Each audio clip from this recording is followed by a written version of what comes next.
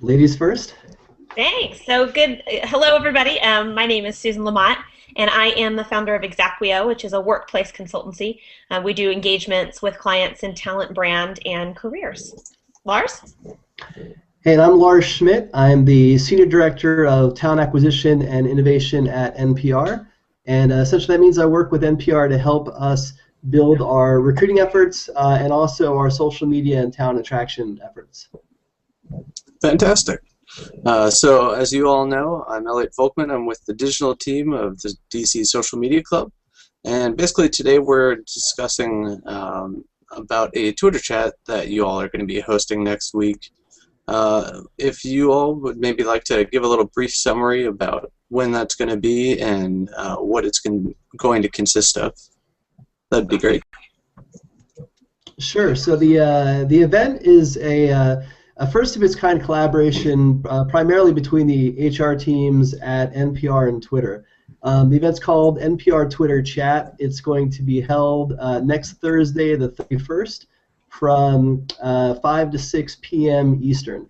And essentially, it's a way. The idea kind of came about by, I manage the NPR Jobs account on Twitter, and a big part of that account is actually sharing career advice with job seekers, and a lot of that happens to be around how they can utilize social media as a job search tool. And so, I had an idea of, I met some people on the HR team at Twitter, and I thought it would be a cool collaboration to get some members of both the recruiting teams and also hiring managers from both organizations to get together and co-host a chat. So the event will be co-hosted between our NPR Jobs account and Twitter's Join the Flock account, and it'll be members of both recruiting teams from each groups, hiring managers from each groups, and as you can imagine, NPR's HR team is relatively lean, so there'll be two of us from the HR group representing. And so because I'm fortunate to have some really smart friends like Susan, I reached out to a handful of friends that are kind of experts in the social media and kind of the intersections, I'd say, of social media, recruiting, and human resources, and have asked them to, lend us their big brains and help, share some of their insights with job seekers. This event will really focus. It'll be social media in general, but it'll be very focused on Twitter specifically, as you can understand. Right, of course. Fantastic. Yep. Cool. So with that said, I've got 5 questions for you all, and if you would just kindly alternate between each other and build upon your each answer, we'll go from there. So the first question that we have is, with there being so many social networks out there, are there any in particular that recruiters tend to look at more than others? So I'll take that one. I would say most recruiters, because on the whole, human resources professionals and recruiters are a bit late to the social media game. And so I think they've always started traditionally in places where they feel safe, like LinkedIn. And because that's a place where they can build in their traditional activities of posting jobs and sourcing talent pretty easily. But across the past couple of years, recruiters specifically have recognized the value of social networks, and in particular, Twitter, I think, is one that allows organizations an opportunity to easily interact with job seekers, which is part of the important value in strengthening your employer brand and becoming a better recruiter is being able to connect with job seekers. They really want to hear from you. And what Twitter allows you to do is to do that, but to do it in a way that limits your time and doesn't require a huge level of effort. And recruiters certainly are constantly scheduled and constantly busy. So it's a really optimal intersection of engagement and time savings. So I agree completely with Susan on LinkedIn and Twitter. I think a lot of recruiters probably look at LinkedIn as just an essential recruiting platform rather than a social network based on their reliance of it, finding individuals. Facebook, I think, is also really interesting, especially with the release of their social graph. The sourcing capabilities of finding people who are associated with X company, I think, has a lot of recruiters pretty curious about how that's going to work out. But I think LinkedIn and Twitter certainly are two of the primary ones. Great.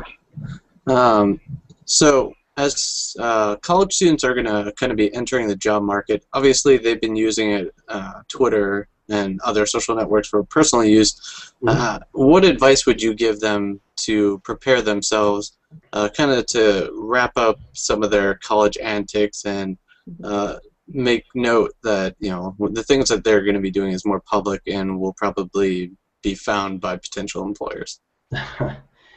Yeah, I mean, social media leaves a pretty permanent footprint out there. So I think as people are making the transition from college and how they use social media to interact with their friends in that way to more of a professional setting, it's important to be mindful of what you put out there is in all cases going to be permanent. And the challenge with a lot of that is a lot of a tweet can very easily be taken out of context. And so I think the general rule that you'll hear from HR people is don't put things out on social networks that you wouldn't be comfortable with your parents or your boss or whoever reading, because that's stuff that people can easily come across. And I'd add to that and say, one specific step you can take to prepare is to think about your use of social networks as a professional. So as you're leaving college, make some decisions about which social networks you want to use for personal preference and which ones you want to use for professional use. You may decide that you want to have a professional presence on LinkedIn and Twitter, for example, but keep Facebook as an opportunity to communicate and interact with friends. But make those decisions so that you're not making a choice on every single social network every time you communicate and passing that litmus test of, is this appropriate for grandma?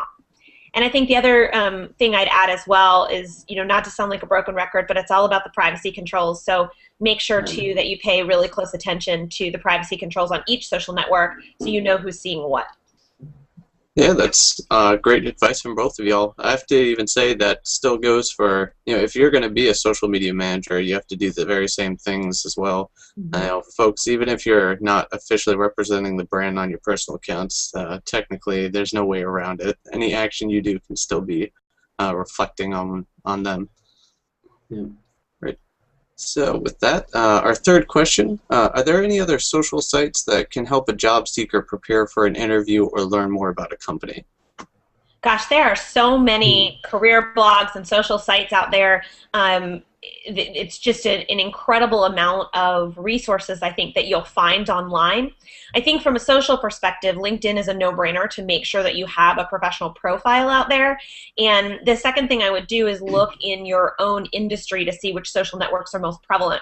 In terms of figuring out getting assistance on certain job-seeking techniques, interviews, etc. There's a number of prolific folks out there that can really help you. The Brazen Careerist blog is a great source of interviewing and resources and information. Alexandra Levitt, who will be joining us on our chat, it has a fantastic workplace blog.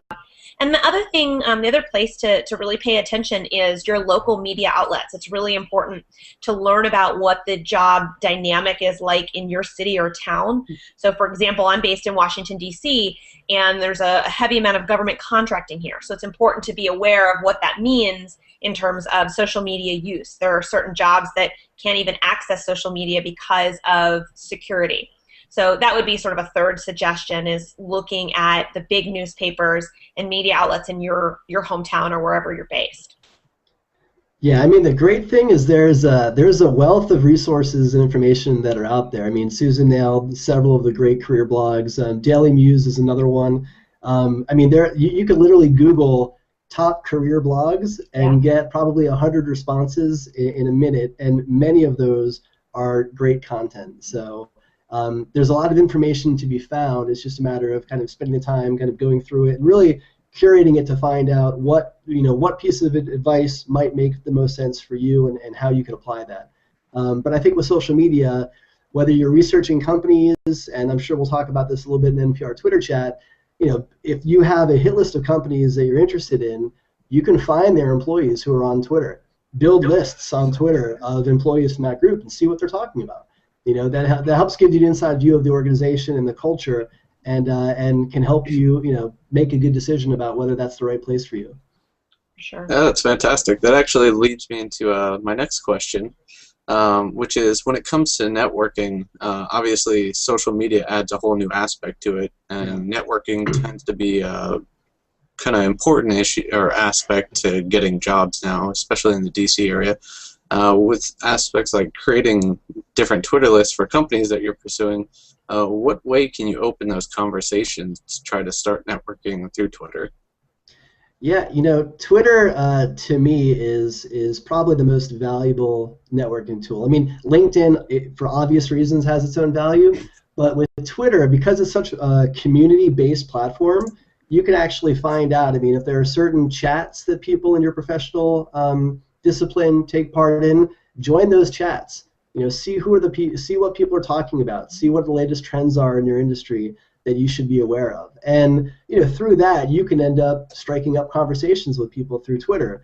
And eventually, and I'm sure Susan has, I know I have, you kind of make connections with people online, and then when you have an opportunity to meet, in real life at a conference or an event, it's a warm, I mean, you end up hit the ground running in terms of building that relationship and making that connection, because you already know about the person, they know about you.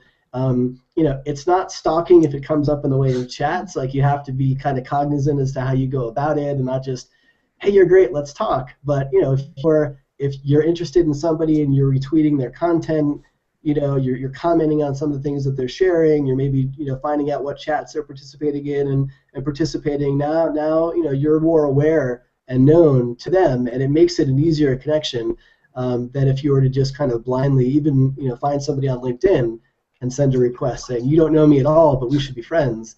That's a little less a little less normal than being able to kind of have that warm connection based on interactions in chats or LinkedIn or Twitter.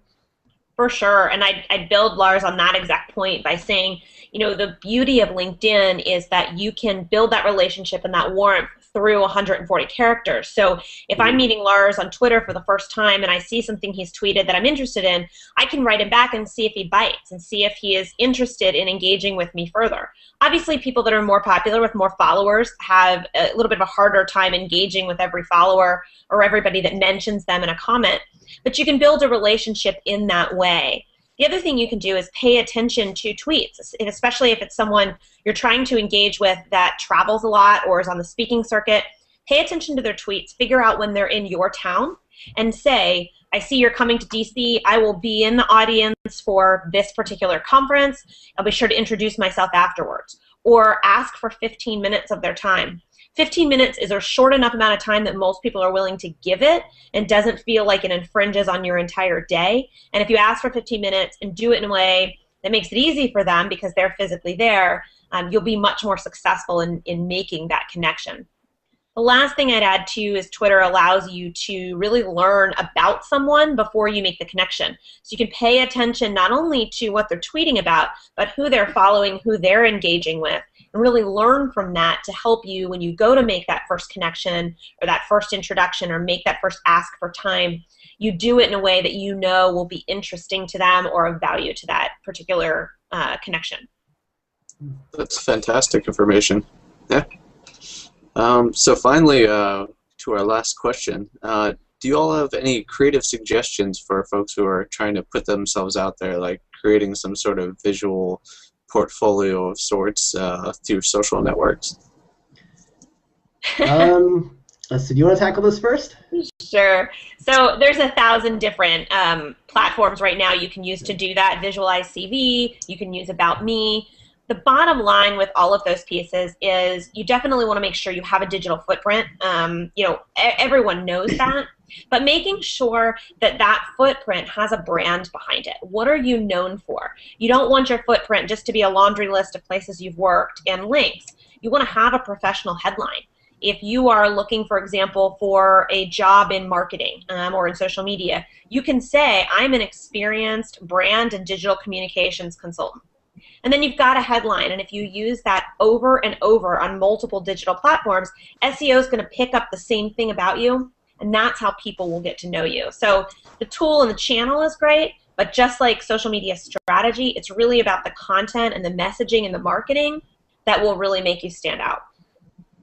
Yeah, and I would add to that too. It's resist the urge to get too cute. As somebody who kind of manages a corporate recruiting function, I mean, there's a lot of tools out there that'll make an infographic resume and this and that, and those things have their place. But if you are applying to if you're directly applying to a job and they're using an applicant tracking system and recruiting software, and they're going to be parsing a Word or PDF version, and you try uploading something else, it's going to get butchered.